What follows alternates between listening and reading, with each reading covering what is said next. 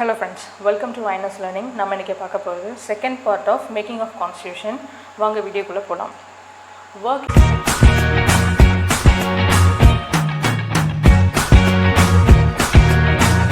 of the Constituent Assembly. So Constituent Assembly இப்போ வந்து create பண்ணிட்டாங்க. எப்படி எல்லாம் வர்க் பண்றாங்க அப்படினு பார்க்கலாம். ஃபர்ஸ்ட் மீட்டிங் எப்போ வைக்கறாங்க அப்படினா December 9, 1946. ஸோ முஸ்லீம் லீக் என்ன பண்ணுறாங்கன்னா இந்த அசம்பிளியில் கலந்துக்கல பாய்காட் பண்ணிடுறாங்க. எதுக்காக அப்படின்னா செப்பரேட் ஸ்டேட் ஆஃப் பாகிஸ்தான் கேட்குறாங்க. இதை யார் யார் அட்டன் பண்ணுறாங்கன்னா 211 மெம்பர்ஸ் தான் அட்டன் பண்ணுறாங்க. ஸோ டாக்டர் சச்சிதானந்த் சின்ஹா இவர் தான் வந்து ஓல்டஸ்ட் மெம்பர். இவரை டெம்பரரி பிரசிடெண்ட்டாக அசம்பிளிக்கு எலெக்ட் பண்ணுறாங்க based on French practice. So French ப்ராக்டிஸில் என்ன பண்ணுவாங்கன்னா, இப்போது நிறைய பேர் இருக்காங்க அப்படின்னா அதில் யாரை பிரசிடெண்ட்டாக எலெக்ட் பண்ண தெரியல அப்படின்னா அதில் இருக்கிறதுலே யார் ஓல்டஸ்ட் அப்படின்னு பார்ப்பாங்க. அவரை வந்து ஃபஸ்ட்டு பிரசிடெண்ட்டாக வச்சுப்பாங்க. இவரை வந்து டெம்பரரி பிரசிடெண்ட்டாக எலெக்ட் பண்ணுறாங்க. இவரோட நேம் சச்சிதானந்த் சின்ஹா. லேட்டர் என்ன பண்ணுறாங்க அப்படின்னா டாக்டர் ராஜேந்திர பிரசாதை பிரசிடெண்ட்டை எலெக்ட் பண்ணுறாங்க. அண்ட் வைஸ் பிரசிடென்ட்ஸ் 2 பேர் இருக்காங்க, H C Mukherjee, V T Krishnamachari. So first December 9, 1946 first meeting நடக்குது. முஸ்லீம் லீக் கலந்துக்கல. 211 மெம்பர்ஸ் தான் அட்டென்ட் பண்ணுறாங்க. Doctor Sachchidanand Sinha temporary president of the assembly following French practice. Dr. Rajendra Prasad, VT president of the assembly. H.C. Mukherjee, VT Krishnamachari, vice president of the assembly. So 2 vice presidents இருக்காங்க. அதுக்கு அடுத்து பார்த்தீங்கன்னா objective resolution. Objective resolution நமக்கு நல்லா தெரியும். யார் move பண்ணாங்க அப்படின்னா ஜவஹர்லால் நேரு. எப்போனா December 13, 1946. ஸோ இதுதான் வந்து கான்ஸ்டியூஷனுடைய ஒரு ஸ்ட்ரக்சரையே கொடுக்குது இந்த அப்ஜெக்டிவ் ரெசல்யூஷன். ஸோ இதை தான் லேட்டர் பீரியடில் என்ன பண்ணுறாங்கன்னா ப்ரீஆம்பிளாக இதை வந்து கொஞ்சம் மாடிஃபை பண்ணி எடுத்துக்கிறாங்க. ஃபர்ஸ்ட் பாயிண்ட் என்னென்னு பார்த்தீங்கன்னா, First point, the Constituent Assembly declares its firm and solemn resolve to proclaim. India என்னன்னு proclaim பண்ணுறாங்க அப்படின்னா independent sovereign republic அப்படின்னு proclaim பண்ணுறாங்க. So and to draw up her future governance a constitution. அதுக்காக நாங்கள் ஒரு கான்ஸ்டியூஷனை இப்போது ட்ரா பண்ண போகிறோம் அப்படின்னு சொல்கிறாங்க. ஸோ இதுதான் ஃபர்ஸ்ட் பாயிண்ட். ஃபர்ஸ்ட் பாயிண்ட்னா India is a independent sovereign republic. Second point என்னென்னு பார்த்தீங்கன்னா டெரிட்டரிஸ். ஸோ அதோட டெரிட்டரிஸ்லாம் என்ன அப்படின்னு இப்போ டிஃபைன் பண்ண போகிறாங்க. ஃபர்ஸ்ட் வந்து it comprises of British India, the territories that now form the Indian states. அதுக்கடுத்து such other parts of India as are outside India, அதாவது அந்தமான் அண்ட் நிக்கோபார் ஐலாண்ட்ஸ் எல்லாம் இருக்குல்ல, ஸோ இதெல்லாமே அவுட் சைட் இந்தியா இருக்குது. இதுவும் வந்து இந்தியன் டெரிட்டரி தான் அப்படின்னு சொல்கிறாங்க. And the states as well as other territories as are willing to be constituted into the independent sovereign India. இதுக்கு மேலே எந்த ஸ்டேட்டெல்லாம் வந்து இந்தியா கூட ஜாயின் பண்ணணும் அப்படின்னு நினைக்கிறாங்களோ அவங்களும் வந்து இந்தியா கூட ஜாயின் பண்ணிக்கலாம், அதுவும் இந்தியன் டெரிட்டரியாக கன்சிடர் பண்ணிப்போம் அப்படின்னு சொல்லிட்டு சொல்கிறாங்க. Shall be union of them all. So first வந்து இந்தியாவை இண்டிபெண்டன்ட் சாவரன் ரிப்பப்ளிக்னு சொல்கிறாங்க. நெக்ஸ்ட் வந்து இந்தியாவோட டெரிட்டரிஸ் டிஃபைன் பண்ணுறாங்க. இந்தியாவோட territories British India, Indian states, parts of India that are outside, அதுக்கப்புறம் states as well as other territories willing to join India. அதுக்கடுத்து third என்னன்னு பார்த்தீங்கன்னா பவுண்ட்ரிஸ். ஸோ டெரிட்டரி சொல்லிட்டாங்க, இப்போ வந்து பவுண்ட்ரிஸ் வந்து கான்ஸ்டியூண்ட் அசம்பிளி எதை சொல்லுதோ, எதை வந்து பவுண்ட்ரி டிக்ளேர் பண்ணுதோ அதை வந்து நம்ம பவுண்ட்ரியாக எடுத்துக்கிறோம் அப்படின்னு சொல்லிட்டாங்க.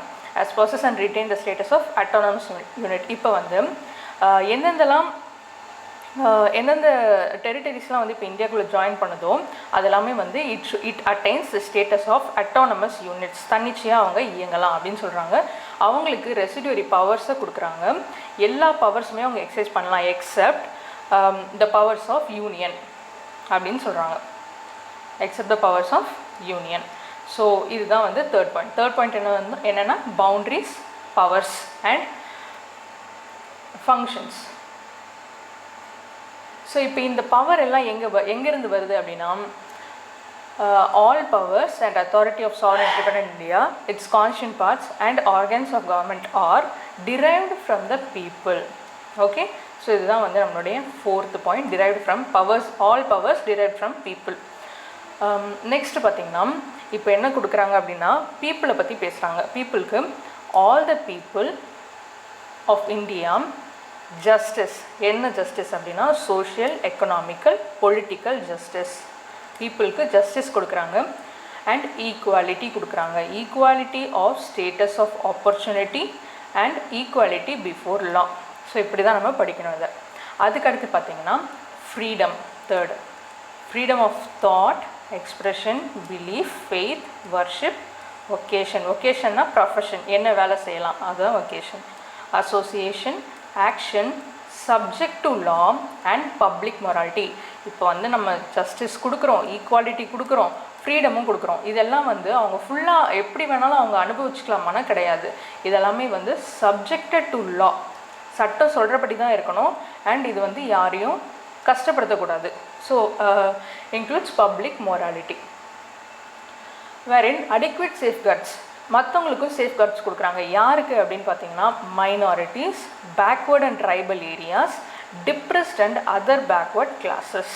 ஸோ இவங்களுக்கு சேஃப்கார்ட்ஸை ப்ரொவைட் பண்ணுறாங்க.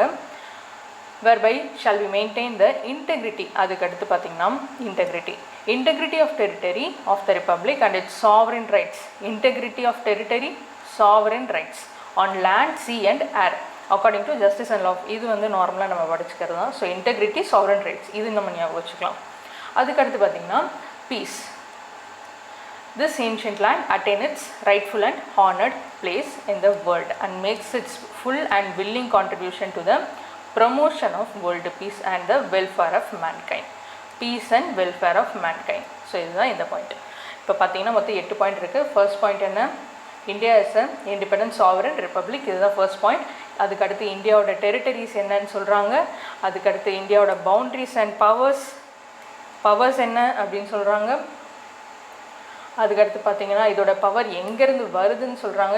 It is derived from the people. அதுக்கடுத்து பார்த்திங்கன்னா it guarantees to all people justice, equality and freedom.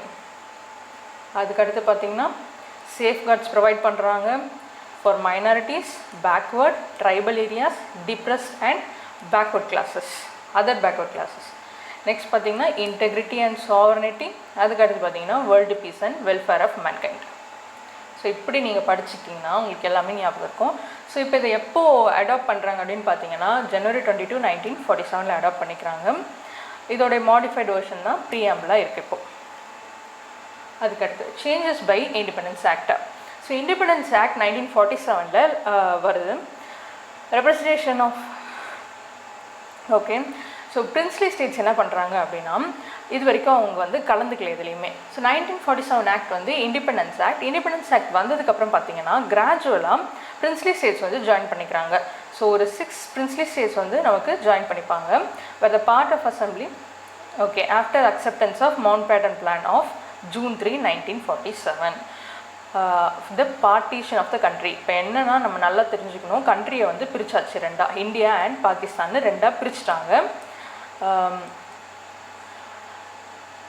அதில் இப்போ பாகிஸ்தானுக்குள்ளே இருக்கிற பிரின்ஸ்லி ஸ்டேட்ஸ் இருக்காங்கள்ல அவங்க வந்து இப்படி போயிடுவாங்க. இந்தியாவுக்குள்ளே இருக்கிற பிரின்ஸ்லி ஸ்டேட்ஸ் வந்து அதில் கொஞ்சம் பேர் கான்ஸ்டியூண்ட் அசம்பிளிக்குள்ளே ஜாயின் ஆகிடுறாங்க.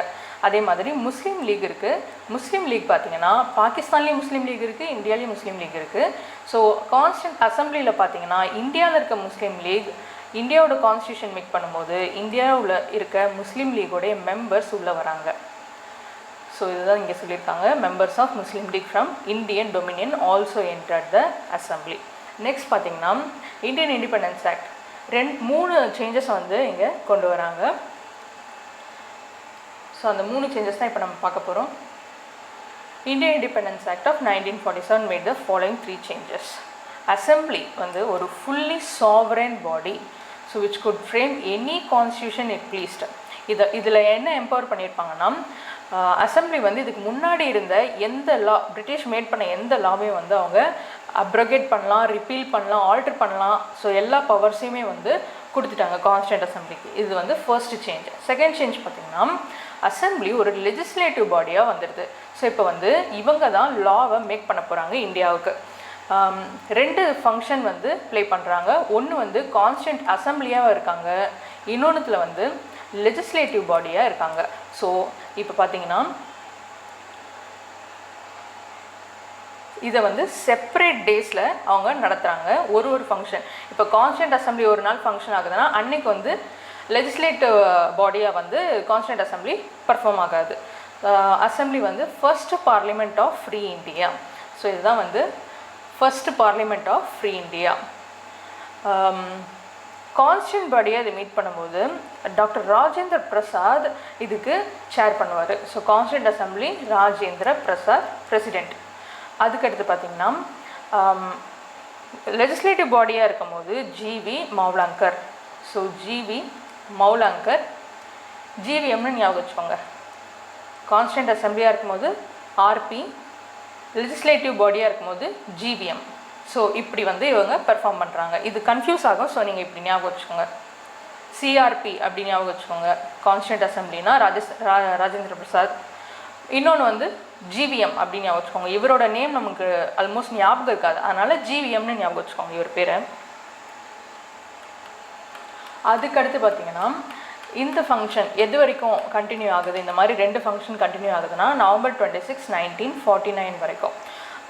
ஸோ அப்போ தான் வந்து கான்ஸ்டியூஷன் மேக்கிங்கை வந்து கம்ப்ளீட் பண்ணுறாங்க.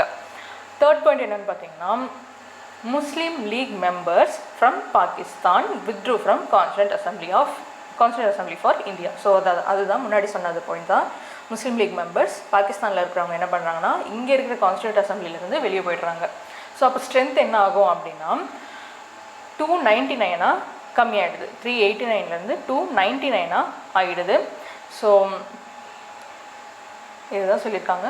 அதுக்கடுத்து பார்த்தீங்கன்னா அண்ட் பிரின்ஸ்லி ஸ்டேட்ஸும் வந்து அங்கே இருக்க பிரின்ஸ்லி ஸ்டேட்ஸ் போயிடுவாங்க. ஸோ அது 93 70 மாறிடும். Other functions performed.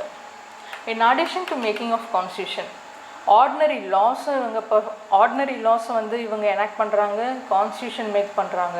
இந்த ஃபாலோயிங் 5 ஃபங்க்ஷன்ஸை வந்து இவங்க பண்ணுறாங்க. என்னென்ன அப்படின்னு பார்த்தீங்கன்னா காமன்வெல்த்தில் இந்தியாவுடைய மெம்பர்ஷிப்பை அக்செப்ட் பண்ணிக்கிறாங்க. ஸோ 1949 இந்தியாவோட மெம்பர்ஷிப் வந்து காமன்வெல்த்தில் இருக்குது. அதுக்கடுத்து பார்த்திங்கன்னா நேஷ்னல் ஃப்ளாக் 1947 July 22. அதுக்கடுத்து நேஷ்னல் ஆந்தம், நேஷ்னல் சாங், அப்புறம் பிரசிடெண்ட். இது மூணுமே வந்து சேம் டே January 24, 1950. ஸோ இப்போ கான்ஸ்டியூண்ட் அசம்பிளி எத்தனை நாள் போயிருக்கு அப்படின்னா 2 years 11 months 18 days போயிருக்கு. மொத்தமாக 11 செஷன்ஸ் நடந்திருக்கு. ஸோ 60 கண்ட்ரீஸோட கான்ஸ்டியூஷனை வந்து கோத்ரூ பண்ணியிருக்காங்க. அது வந்து 114 டேஸ்க்கு கன்சிடர் பண்ணியிருக்காங்க. டோட்டல் எக்ஸ்பெண்டிச்சர் பார்த்திங்கன்னா 64 lakhs. இது எல்லாமே வந்து ஃபேக்ட்ஸ் எல்லாமே நீங்கள் ஞாபகம் வச்சுக்கணும். மொத்தம் 11 செஷன், 2 year 11 months 18 days, 60 கண்ட்ரீஸோட கான்ஸ்டியூஷன்ஸ், 114 டேஸ் பண்ணியிருக்காங்க, 64 lakhs செலவாயிருக்கு. January 24, 1950 Constituent Assembly held its final session. So first session என்னைக்கு December 9.